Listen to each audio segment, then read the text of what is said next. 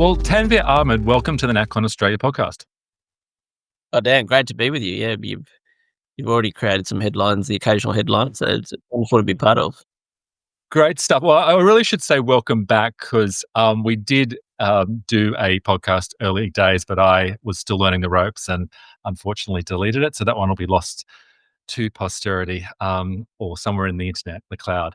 Hey, you have been at a part of Sydney which has created some news. You wrote an article in the Daily Telegraph, I think, about goings on at the Bankstown Hospital. For those maybe international listeners, what has been generating those headlines? What's the cause of it? I mean, we all know there's been, however long, almost 18 months since the October 7 attacks in Israel. So that's caused heated debate about that Israel-Palestine issue all over the world, and not least in Australia, and caused a lot of social strain, especially in diverse multicultural communities. Now, as part of that, I guess there's been a surge of anti-Semitism, including attacks on synagogues. And to be honest, the actual perpetrators haven't been found to be Muslim in any of the cases. Yeah, at least the majority anyway that I've seen. That's right. The actual alleged terrorist attacks and all the rest of it, that's still under investigation. But the two nurses at the Bankstown Hospital, I guess the incident that happened, I mean, early in the piece, remember the protest in the Opera House, which generated headlines right across the world, and there was sort of debate what they were saying regarding the Jews. Was it F the Jews? Was it, various? But I guess a follow-on from that, so very recently there was a case where an Israeli social media influencer was interviewing people. It happened to be two nurses who were in their health outfits, uniforms, if you like. It's in New South Wales Health, which state we live in. And while they were talking to this guy, they basically openly said that if they treated a Jewish patient, they would kill them. I mean, they said kill them in a kind of performative, symbolic way. They said they would send them to Jahannam, which is the Arabic word for hell. So they effectively openly bragged about this, but I guess unbeknownst to them, they were recorded, and then it was leaked, and it became global headlines, in fact. But it certainly created a big stir here. And I guess, for me, it sort of raised things. A lot of the anti-Semitism at a cultural level, I think, is primarily in the Islamic community and in the global Islamic community. That's not its historical origins, but I think this incident really highlighted the depth of that when two pillars of the community, like one of them was an award-winning nurse, and so these are high status, highly regarded people in their community, and when they're openly stating such things, in such a brazen way, that to me is a real sign that there's something quite deep, and that is my own experience, and that's really what I wrote about. That you wrote to it. You wrote well about it. Do you think this, the statements they made? Do you think that sort of casual talk about casual anti-Semitic talk, is that new, or is that something that is only now being public because of social media, where all our lives are public? I mean, clearly the Opera House and the attacks on synagogues, that is an uptick in anti-Semitic violence. But the actual way those nurses were talking, do you think that is reflective of parts of the Islamic community, including professionals? Look, I think so. If you remember, and look, I'm not remotely comparing the nurses to Hamas, but after Hamas attacks, you had kids, you had like teenage kids who were bragging to their parents that, I killed Jews in absolute pride. Now that's an extreme, but if we go back from there, I think it is the sort of comment in terms of what you might do to a Jewish person, etc. I think it's probably said in a locker room type way, but that is the sort of thing you may hear, at a dinner party or between, could be friends at the equivalent of a pub, could be in a mosque, talking in a mosque or whatever it might be. So you are right that the internet and social media are better at pricking or exposing things that have kind of lay in the background, always or for a long time, and it kind of exposes them. And I guess we respond in shock, mainly because it's suddenly public. Yeah. Um, uh, when I saw those nurses, uh, it's a sectarianism of in the Islamic community against the Jewish community. There has been an older type of sectarianism, and with my Irish background, it sort of got me thinking.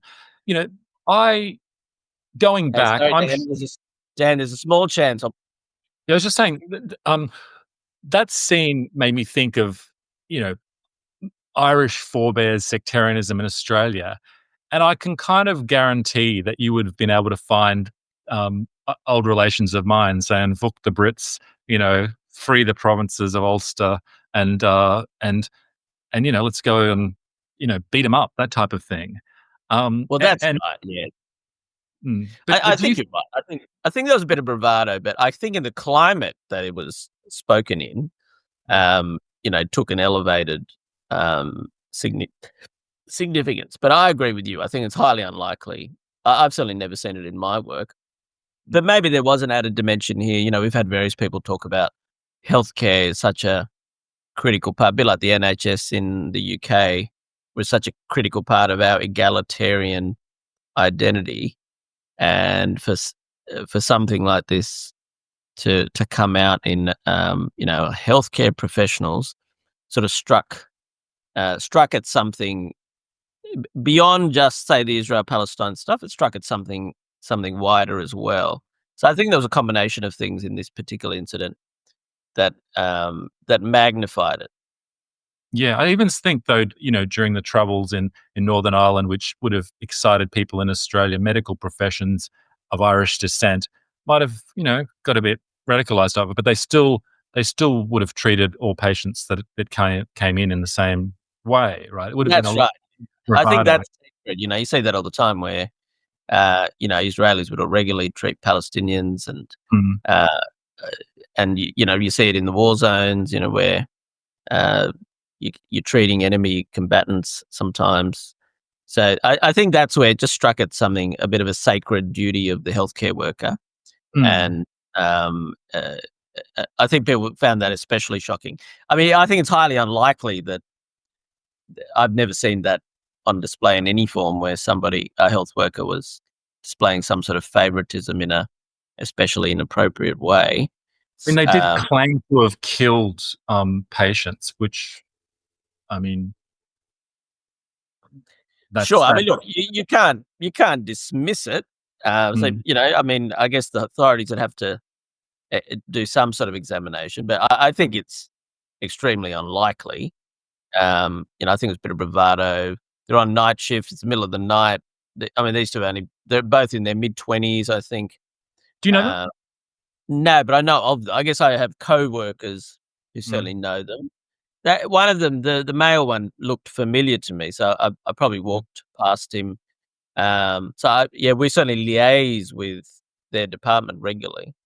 It also got me thinking, and you may or may not remember this, but when Obama was running for office, he had his famous Reverend Right, and footage was released of him claiming that all sorts of things, that the chickens were coming home to roost for America because 9/11 was their own fault, and the age was deliberately spread in the black community. This was before really social media. I think it was online, but I'm not sure whether it was. I think it was a bit pre-Twitter, at least, or X. Yeah. But so it's and Peggy Noonan, the columnist for the Wall Street Journal at the time, said that she made this connection similarly to Irish sectarianism, that it didn't really get her Irish up. That sort of like bravado and talk within particular ethnic communities shouldn't be necessarily assumed to be a call for violence amongst them. There are disputes going on. There were, IRA dropping bombs, and there are, Palestinians, and committing atrocities and all the rest of it. But the likelihood that group, with their sort of tough guy talk, would actually do anything is it shouldn't It's necessarily negligible. be. Yeah. Look, I agree with you. I totally agree with you, in fact. And remember, you've got a hyper masculine culture. You've got this sort of Lebanese culture too, which is hyper masculine. It's Mm. all about these kind of displays of machismo and bravado, which can in fact flow through to the women sometimes too. So it's a combination of all that. And there's a street kind of hip hop culture too. They sort of almost combine that. Yeah. Hey, I'm going to do this to them, etc. Plus So TikTok, if absolutely. you want to go viral and all the rest of it, you've got to be Yeah, provocative. yeah, Yeah. that's right. Yeah, that's right. So I do agree with you, but I guess in the particular climate, just took on an extra dimension. But I guess look, one of the key points I wanted to make Mm. in what I wrote is, I mean, you're certainly exposed to it growing up. When you speak to your family and relatives, they talk about it not being. I'm talking about anti-Semitism here, and I guess Islamic religious observance too. When they were much younger, say in the 60s, 70s, it wasn't terribly on show. Like, I'm talking South Asia, but it's a trend right across the world where some of these things are relatively modern and they've occurred in parallel with what we might call Islamism, where you've had a set of ideas around, I guess, Islamic humiliation, Western domination, kind of a reversion to some sort of traditional practices, but within a very modern sphere, outward symbols of identity, all of these sort of trends. And as part of that, there's been a type of anti-Semitism that is quite different to historically Muslims and Jews probably got on better than Christians and Jews in large swaths of history and throughout the Middle East and North Africa.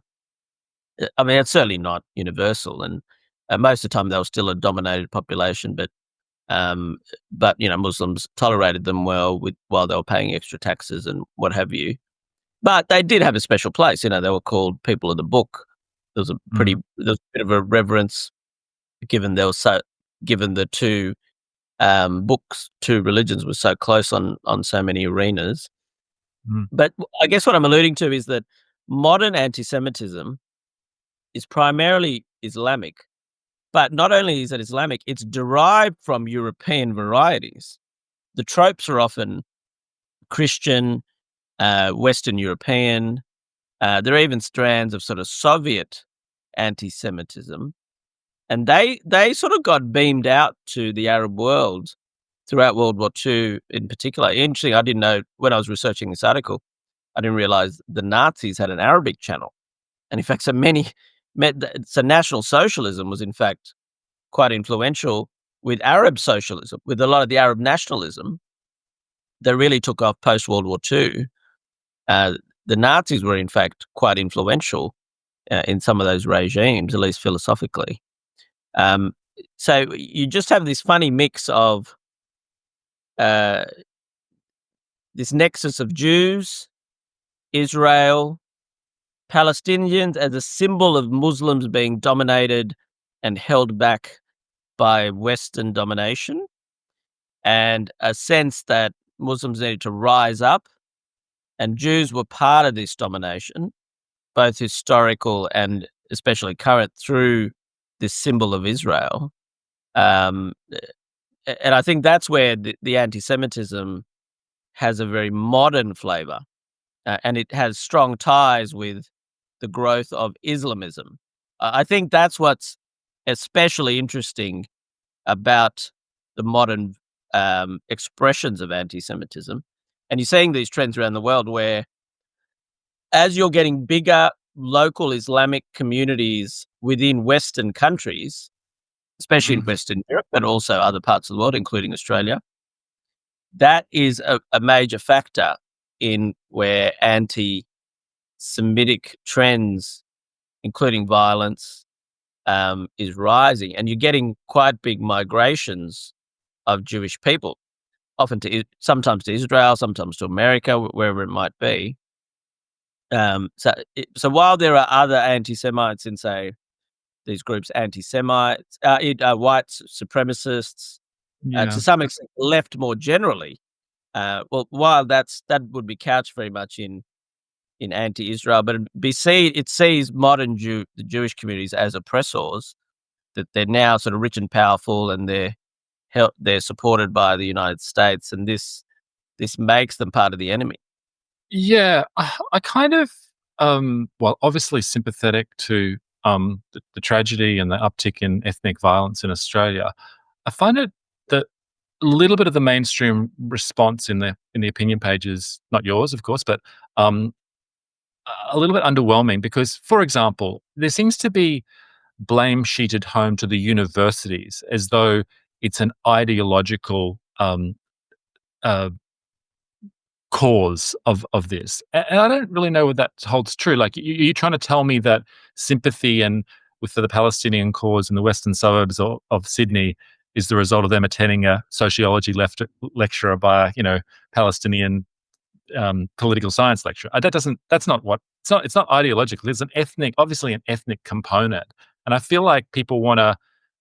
David Kemp in that thing talked about identity politics and being coming out of the universities and spreading amongst the population at large. I don't know. I just don't think ultimately that is the real cause of it. Right? It's old style. Certainly not the cause, but I think where universities are significant here is they become a primary site where the broader left fuses with, say, Palestinian liberation activists, right? So the site of the university is a key area where you could be an Islamist, you could be a Palestinian activist, and meanwhile you're also a transgender activist, you're a socialist, you're part of the Socialist Party, the so-called unholy alliance, so to speak.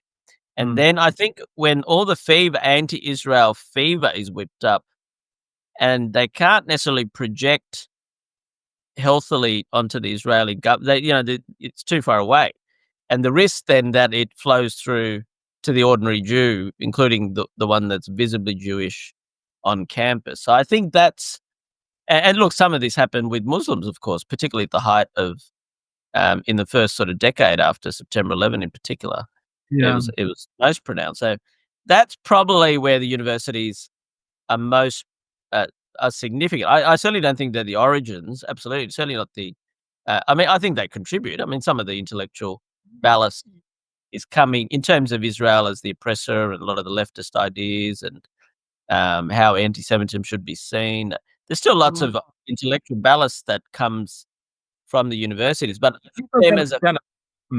people down at the opera house, they weren't Chinese predominantly. I mean, they might have been an odd one, or they weren't Italians or Greeks, right?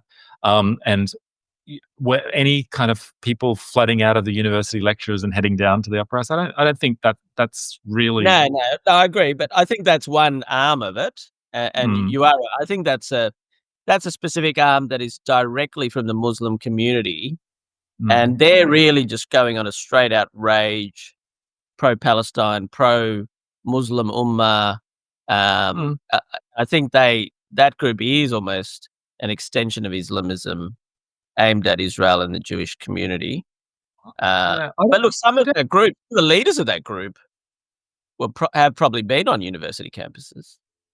It's possible. I just think there's a tendency amongst the kind of opinion writing class to turn things into ideological arguments when really there's a sort of intractable ethnic component to them. And the English speaking world, with the exception of Northern Ireland, doesn't really, at least until recent times, doesn't really have that much exposure to intractable ethnic conflict, right? And it always thinks it can solve these problems with, a better social problem and a tax rate adjustment or this, that, and stuff. And some problems, you solve them ultimately, like is the case with the sort of much milder, I think, sectarianism in Australia between the Catholics and through intermarriage and fighting in wars together and burying your parents in Australia and all the rest of it.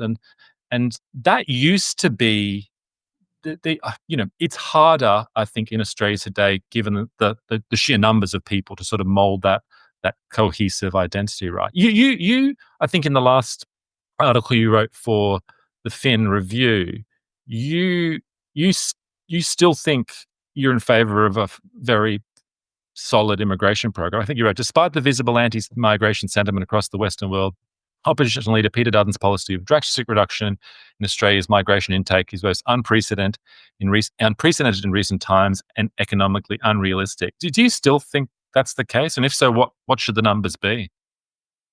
Look, I don't think I'd have a set number, but I think a place like Australia with much of the Western world, you've got these, huge aging populations, huge gaps in the economy. I think it's very hard for us. And the reality is, I think the middle class are pretty used to cheap goods, cheap services, and a lot of that is driven by migration. It's by whether we're outsourcing production to foreigners or we're bringing in foreigners who in their first 5 or 10 years are often doing pretty low paid work. I think in that same column, I talked about, the key problem with immigration. There's people who use immigrants in capital, if you like, through capital driven. Basically, they use immigrants to make their businesses better, or make their products better. And then there's large swathes of the population that compete with immigrants. And I think this is really what's happened in America, where you've got huge chunks coming over the border and they end up suppressing wages of a lot of lower wage workers. Whereas a lot of people in the upper echelons, they end up with cheaper goods and services. Now, that's a simplistic way to look at it, but the benefits do not accrue equally. I guess the point is in terms of migration. And I think that's the part we need to focus on better. How do we redistribute the benefits of migration to the groups that aren't necessarily receiving them? I think that would be a more sophisticated argument. Now, look, obviously there's a cultural component too. Like, you've let in too many migrants that, especially quite distinct from the dominant culture, that has other risks as well. Has cultural risks. So I think that's what a lot of this blowback is. Building up over several decades. Because so I agree. Yeah, I mean, with all these conflicts going around the world and what have, and intellectual drivers and this, that, and the other, the reality is we wouldn't be seeing them on our streets if we didn't have, large scale communities of different ethnicities that sometimes are antagonistic towards each other, right? That's sort of create that reality. And so I sort of feel like, can't we have much like a pause for a while or a much lower immigration so we can let the magic of Australia do its thing and mold mold them all into a new Australian identity, or make that the dominant identity that they have. Let's go back to the Opera House protest. I guess some people would say a dominant group there may have been a group that we didn't we weren't quite as sophisticated in terms of choosing our migrants.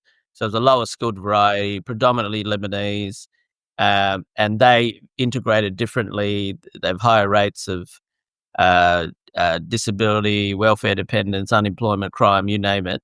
So arguably that group out at the Opera House was probably one of the few groups of migrants that haven't integrated terribly well. Do you think there would be any Bangladeshis down there or not? Probably unlikely. I think that particular group, I think, would have been predominantly Middle Eastern, would have been Lebanese, Syrian, etc. I think that's my impression of that particular group. Now, lots of other pro-Palestine protests would absolutely be much more mixed.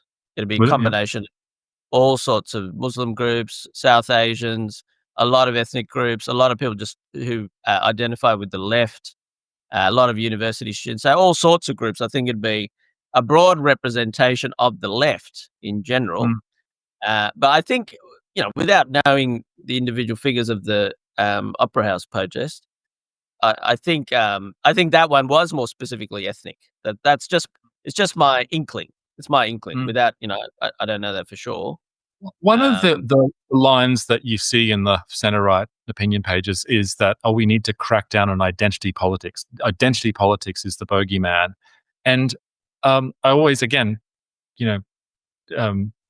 just pause on that, because identity is quite a good thing, right? And people will naturally want an identity.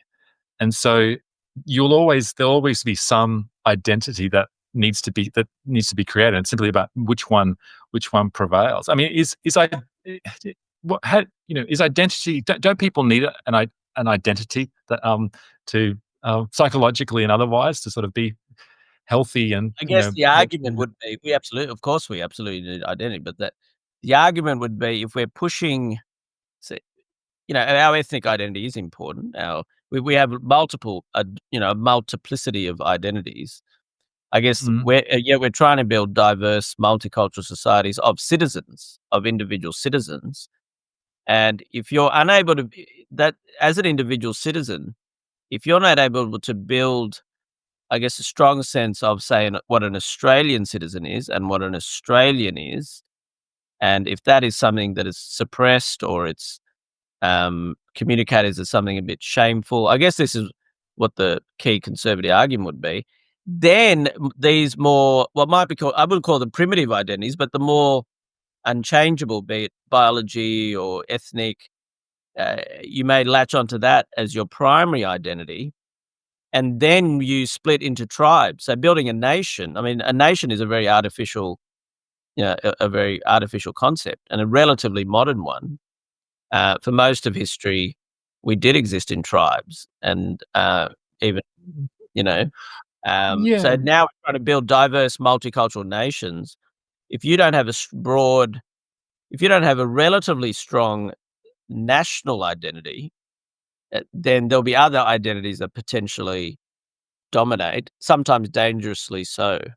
But you have Bangladeshi heritage. I think you were born in Bangladesh, right? Is that right? Yeah, yeah, Yeah. yeah, yeah. That has a modern nationalist story, a heroic one Mm. where broke free from Pakistan, and it's always the impression I have of the Bangladeshis is always very literate, Vikram Seth, Yeah, that's right. Yeah, yeah. you know Ramindranath Tagore, and Tentatively being Bengal, the those. region, has been called the France of of South Asia.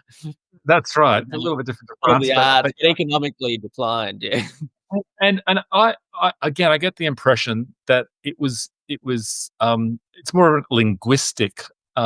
Islam too, but Islam exists in Pakistan, but so why split them? It was much to do with a separate identity, which was um, um, more important than even than the religion itself, or at least distinctive from what the type of Islam that existed in Pakistan, right? Well, you are right. So Bangladesh really came out about from a linguistic nationalism, and that is kind of the organizing principle of the country. But because of where it is, from Indian partition, it's a tension between this secular linguistic nationalism and a more Islamic or Islamist type scenario, which Pakistan is. So it is almost a mix of India, bits of India and Pakistan. Those sort of tensions play out in the country. Do you see more And burqa when you talk about Islamists? Do you see more burqas on the streets of Dhaka than maybe you did 20 years ago? So, yeah, absolutely. And you'd certainly see yeah. plenty now because the most recent government that was effectively brought down by individual citizenry, in fact, particularly university students. So if there's one place in the world recently where university students exerted, something quite consequential power, it was in Bangladesh in last year through these protests because it was sort of self-organized and they really took on a government that had become dictatorial. And that government did represent linguistic nationalism. The father of the prime minister was sort of known as the father of the nation. They had strong ties to India. So having been overthrown, the opposing forces, which are more Islamic and religious and less focused on the linguistic nationalism, have risen to an extent. Now, whether they actually gain a formal power or not is another thing. But absolutely, that more outward religiosity it is much more pronounced, and that's a sort of tension that you get throughout the Islamic world. You get traditional identities, non-religious identities competing for a more pan-Islamic type of forces, and they try and intermingle. And sometimes they coexist in a good mix, but sometimes one attempts to dominate, or particularly the Islamic one ends up dominating a more traditional or historically, a more local historical identity is almost quashed by a pan-Islamic one. Yeah. It seems to me, we celebrate these nationalist movements. Well, not celebrate, but we recognize there's a certain heroic kind of struggle in them and establishing themselves in Bangladesh and other parts of the world. The Irish nationalism, they have a state, you know, Italians and all the rest of it back in the late 19th century. And yet New World countries like Australia, Canada, United States, we are expected to be these just civic national countries where we're a bundle of liberal rights, and people can come from wherever. And the most important thing about us is that we accommodate whatever you want to do, whatever religion you want to be, and so we're different.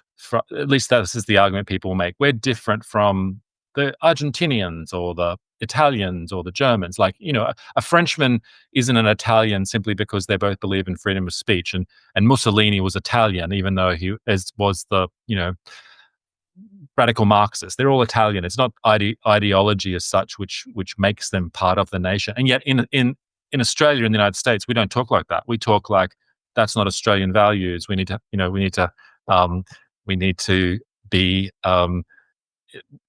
even sort of preferencing a particular language or religion or a way of life is seen as illegitimate, because the key thing for these New World nations supposedly is their neutrality towards any culture. Is there kind of a problem with that long term? Don't people need to be, us in Australia and elsewhere, be part of the nation in the same way that Bangladeshis or Italians or others, struggled to establish their own nations? Well, I think that's what you're saying with the rise of, I guess sometimes what are called, the Trumpian movement, if you like, is linked to that countries like ours do have a deep identity, have a cultural and ethnic identity, and it's something not to be ashamed of, and it's something that potentially others can be pulled into, and we don't necessarily have to suppress it. So I think an interesting insight is, because you think of partly of the idea of multiculturalism, and we celebrate sort of any foreign culture kind of displaying their symbols, their Ramadan's coming up, for example. We kind of celebrate any ethnic group showing off their rituals and their culture, which is great. I mean, I'm all for that. But if this anything that's Australia Day is a great example. If you're showing off flags and you're going on about our British roots or Australian culture, then you could easily be accused of being a racist or something along those lines. Being a bit too militantly proud of Australia could easily be criticised. So what's happened in the Western world, particularly the non-American world, is sometimes that more ethnic or cultural nationalism, it's channeled through things like free speech. It's channeled through an ideological lens, because it can't be displayed outright in a more ethnic or cultural variety. So I think it's one way it's been challenged. It's been channeled when you've had these, especially say back in when Trump first won, and you've seen it in other movements throughout Europe. It was all about the white supremacists. They're obsessed with free speech, and rightly so. It's very important, but it was almost it was an unusual expression of it. The way it was fought for was almost in like ethno-cultural terms, if you like. Yeah, but should it, when you say, I mean, there's a hard ethnoculturalism and there's a sort of more reasonable sort, right? I feel. I mean, criticize me and all the rest of it, but and the hate speech laws. But France has a particular history and culture and religion and look to it, right? It's not simply and it's different from the Germans, and so can't the French as a sort of which can it can mold on slowly different groups of people to form part of it. But it's not simply a matter of like someone coming and signing on a dotted line that I agree with a particular value statement, right? It's not like joining a corporation.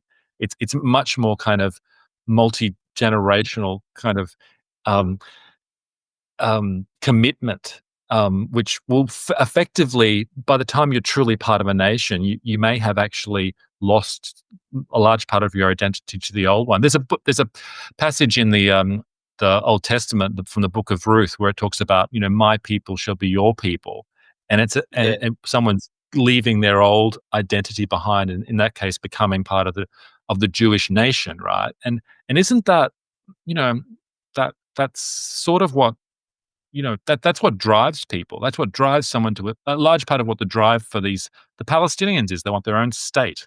The Jewish people want their state. They're not fighting in a sense for abstract. They may couch it in those terms, like we're the a liberal state and all the rest of it. Ultimately, it's their ethnic identity which is driving. I don't know. I just feel like sometimes that what's lacking in the West is that we lack that. Like some of the disaffected people in poorer counties, they're not permitted to have that national identity in the way that some of the other groups that are part of other nations are. Do you think that's valid, or do you think it's just not possible to whenever you permit that argument to intrude, you risk crazy. The challenge is still we're trying to build these civic sort of nations. Most of one of the interesting insights, and this is sort of Fukuyama talking about how there was a difference with America and Europe,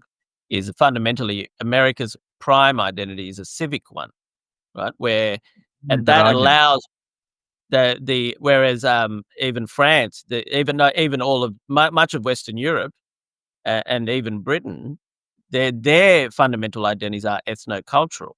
So any second or third, say a second or third generation Turk in Germany, it's much harder for them to be German than it is for a second or third generation Korean in America, right? That's where they're fundamentally different identities to some extent. But I think that Samuel Huntington in that book, Who Are We, said that America is not simply a creedal nation. There's a Protestant like base to it. Of course, of course it has those roots. Yeah. But in terms of forming if you're talking about what identity are we going to get integrated into, obviously you can't entirely suppress that. But if that becomes, but the broader strategy is that it is partly suppressed because you're trying to include all sorts of people from such diverse groups, and you can't maintain your prime characteristic as a civic identity if you elevate, some sort of Protestant, some sort of radical Protestant kind of root of America. But that's what it was until the 1960s, when they introduced, as did Australia, effectively a non-discrimination immigration policy, and so it certainly existed as a nation. With, for example, with the Kennedys, Irish Kennedys, eventually, fighting in the Second World War and fighting in the Civil War and ingratiating themselves and eventually being accepted as Americans. So it wasn't impossible for those guys to become president. But I don't think that in George Washington's time they would have accepted a Catholic as president of the United States, right? It took quite a while. But I mean, look, lots of things change around that time. And that's really, again, that's what's partly happening right across the world now. It's a backlash to what happened in the 60s, where you had a huge outpouring, all these old institutions crumble, whether it's religion, traditional family, traditional types of nationalism or cultural identity. All of those, to an extent, were weakened through the broad cultural uprising, if you like. Lots of that's what we mean by the different identity groups. Whether you're female, whether you're an ethnicity, whether you're disabled, whether you're gay. So all of those kind of were unleashed then, and part of what we're getting now is a backlash to the excesses of the last sort of 50, 60 years. Yeah, and it can be done well and can be done very poorly. I mean, part of this NatCon stuff that I'm quite interested in, and the authors like Yoram Hazony and others that whose books I will recommend to anyone who fancies getting more into this. It's really critical of liberalism and modern liberalism, by which they mean the movement that has encouraged the breakdown of all unchosen restrictions, customary restrictions on individual, and exalted maximizing individual freedom against any previous restraints. And that's, the Liberal Party in Australia, at a recent function, celebrated 80 years of liberalism, right? It's seen as their kind of creed, but I don't know. I feel like many on the centre right don't appreciate that liberalism can also be a very destructive idea. And I also feel like liberalism, and this is be interested in your thing, is it actually good for the psychiatric health of individuals to be free from all constraints? Like, don't they need to have things that hold them back and that they can latch onto, and otherwise they just run around like, they're adults, but they run around effectively like children and aren't happy as they think they should be. Look, absolutely, yeah. Freedom is, I can't remember which writer had that. Freedom is, dangerous without strong limits and strong limitations and boundaries allow for healthy freedoms.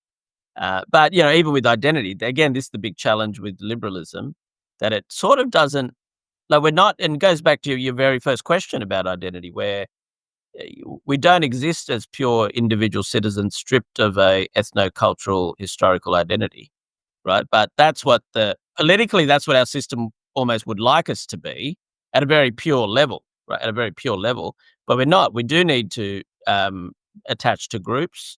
We are interested in ethno-cultural, that's a very powerful force, and it defines many of us to a strong degree. So there has to be room. So liberalism struggles with groups in general, how to foster groups, how to recognize groups. So when you have all these debates like hate speech, etc., a lot of that is trying to work out how do we identify and legally enshrine groups. Things like the voice referendum. All of these things. They're all about how do we deal with this the notion of groups in a system that is centrally about individual citizens, and that is an ongoing challenge. And sometimes that is the problem when if you're too sterile about liberalism and individual citizenry, you just lack the drive, the impetus that group identity can really give. So that's where it is a real skill in modern nationhood. How do you build a sense of real patriotism, group identity to a national ideal? And I guess to be honest, as me as an individual, I feel like I have been lucky. Talking about my Bangladeshi identity, I was never our family was never terribly religiously Muslim, but I'd be lying if I said I didn't identify with it at all. I do, but I feel like, without, I'm far from perfect, but I feel like I have a reasonable mix of being outwardly Australian, identifying as Australian, being proud of it, and having some sense of what Australian values are, its history, its clearly, obviously, I'm not white Anglo-Saxon, but I can still attach to that. Yet I'm not devoid of strong ties to my roots. I actually think that's really important, because I often see that even in my work, where you get people, they might be of a certain background, and they don't understand that background, and outwardly they're very Australian. But if they haven't incorporated their past very well, that can be a problem. There can be kind of gaps there, and they don't really have a fully integrated sense of who they are. So you're talking do need second generations who are often either anecdotally, but I'm sure it's right. They either get really attached to want to be more like not Bangladeshi or whatever, more pro their parents' country than their parents were, or Yeah. they go a bit wokey and they get very much into ultra liberalism and everything needs to be, there can't be any attachment to creed, color, or whatever traditional boundaries at all, right? Well, yeah, They they tend to, can reject some aspect of their identity, and, obviously this is stuff you're interested in as a psychiatrist where, mm, it could be they hate their dad and their dad is the one from Afghanistan and their mother's from Iran or whatever it might be, and they're trying to detach themselves from one aspect of their identity, which may have deeper psychological roots. But in the longer term, that is usually problematic, so like that needs to be integrated in some form. And people have a variety of ways of doing that, but yeah, rejecting critical parts, it's the same goes with nations. You'll have key parts of history. That's why, yeah, it is silly pretending we're not, rooted in British tradition. mm, And yes, we have an Aboriginal past. And like you said, in America, that has a strong basis in a Protestant, Anglo-Saxon, Northern European kind of heritage, that the early founding fathers were very much rooted in that. So it's crazy to deny that, and so even the Korean American mm, who is becoming American and is embracing that needs, to be a good American, they need to understand that part of it and kind of accept that some of the roots of their civic American identity is rooted in a ethno-cultural one as well. yeah. I think I was reading somewhere that Thomas Aquinas said that people shouldn't be granted citizenship of a country. This is the Middle Ages, Europe, obviously, until their third generation. So that's probably taking it a little Yeah, bit too far. But I kind of get a you can sense see of where it. it comes from. Yeah. But, I I mean, think, yeah. so go on. Just to change tack slightly, but talking psychiatry and clinical stuff. What do you think a psychiatrist of 100 years ago, transported to today, would notice most about people in our society? Um, yeah, let's think about, even thinking about a psychiatrist 100 years ago, most of them were in asylums, so they were, treating the extremely unwell, and they were doing so essentially quite distant from the mainstream institutions, including mainstream healthcare. So they were very much in silos, treating people that were outside of society effectively. They were virtually unseen. So there's a very unusual group, and psychiatry was very much a niche sort of discipline. We're still learning a great deal about it. Still had lots of overlaps with the occult and the religious and the superstitious. It was certainly changing. I guess how do we view human beings, say 100 odd years ago? It was very much rooted in place, ethno-cultural identity, religion. That's how you were a Catholic or Protestant. You were a Brit. We weren't even straight. We would not have even seen ourselves as Australian 100 odd years ago. We would have seen ourselves. Would they have looked around in the mall in Sydney and thought people are exhibiting like clinical conditions that they would have seemed unusual to them in 1900? Do you think? Or, like, is that Not so much like that. It's more the level of individual expression would certainly be interesting because it would have been much more, back then you weren't expressing an individual identity so much. Very much you were part of clans, you were within a limited tribe, family, an identity very much rooted in that. And you weren't going, now it's all about expressing who you are Mm. as an individual and having all these outer markers of that. And the consumer And culture then overlaps and with that. obviously taking antidepressants and stuff if you're not feeling, super, super happy the whole time. And And that even the would they notions of, even mm, the notions of happiness.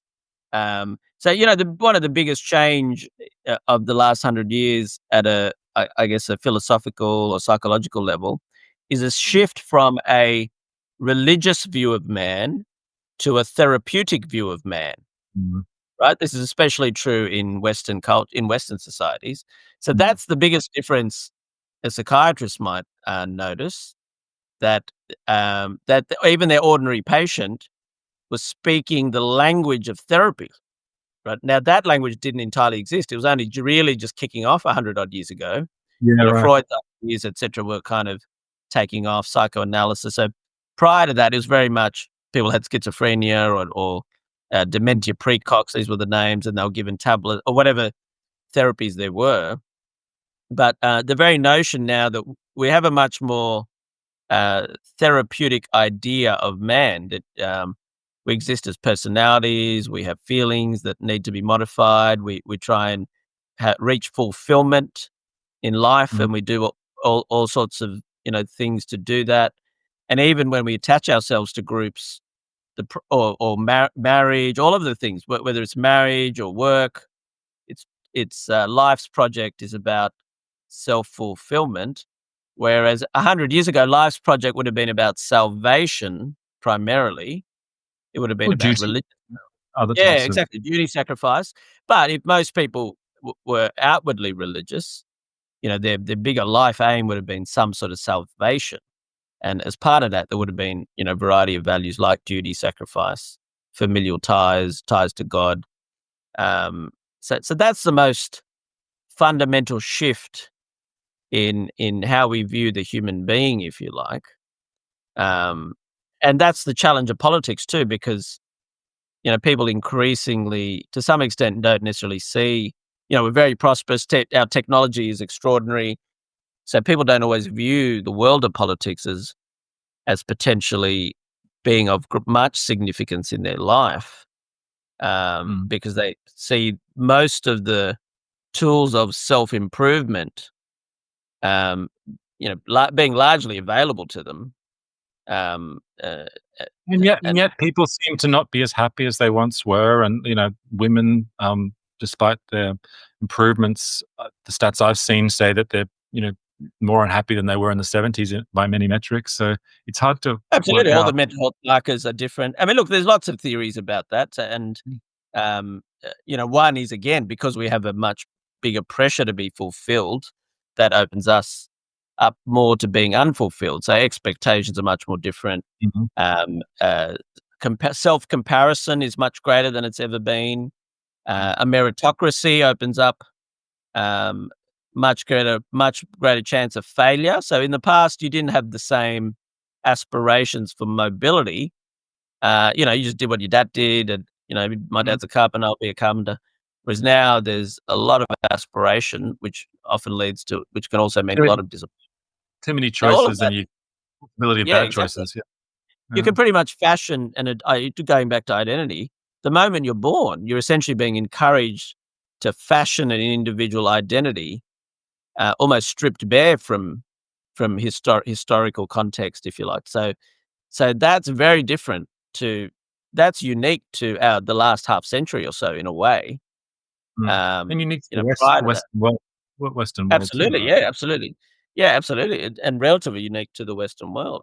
So I'm gonna these go on. I finished with this question, Tara, because I could talk to you all day, but, I've dug up this old question I asked you last time. I think it's an interesting one. Like, imagine the entire Western world today could be reducible to a single individual medical patient. Let's call her Miss West. She's arrived at your surgery this morning.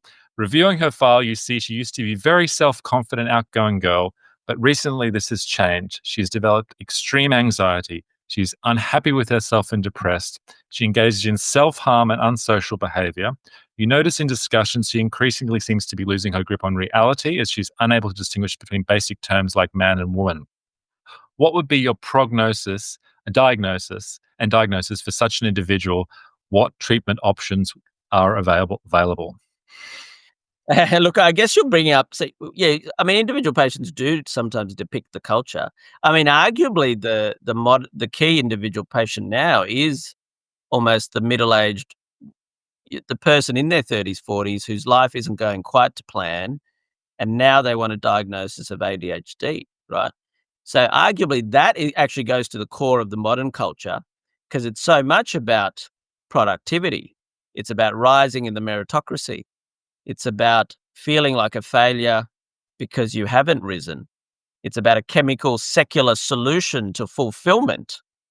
It's about Mm, grabbing disability as a type of identity, and to some extent excuse for when life doesn't always go your own way, but also secondary gain. You get a label. Sometimes you get extra money, extra resources. So arguably, a patient like that for me goes to the broader culture than the one you described. But that would overlap too. Yeah, people, uncertain about gender, uncertain about gender relations, too focused on work identity as their site of fulfillment, struggling to find a spiritual, metaphysical purpose to life, then grappling onto all sorts of unusual new age type things. Conspiracy theories, that very much goes to modern online life because you're detached from traditional groups, namely church, extended family. Because you're detached from those groups, you're more likely to tie onto the modern online ones, which can sometimes be linked to conspiratorial type thinking. So it's often these types of patients that give us a window into the modern culture, I would say, than the one you initially described. But that certainly overlaps too. Yeah, I look. It's in one way. Some ways, it's a ridiculous question. You can't reduce the whole of Western civilization to a patient, and you certainly can't give Western civilization a pill and tell them to come back in the morning and it all will be well. It's a complex, multifactorial discussion about why we are where we are. Hey, Tanveer, I appreciate you making time again to have a chat. There's heaps more to discuss, and maybe we'll check in again in a few more months and something and see where we're at. Appreciate it, man. Pleasure, Dan. See ya. Bye. Well, thanks, man.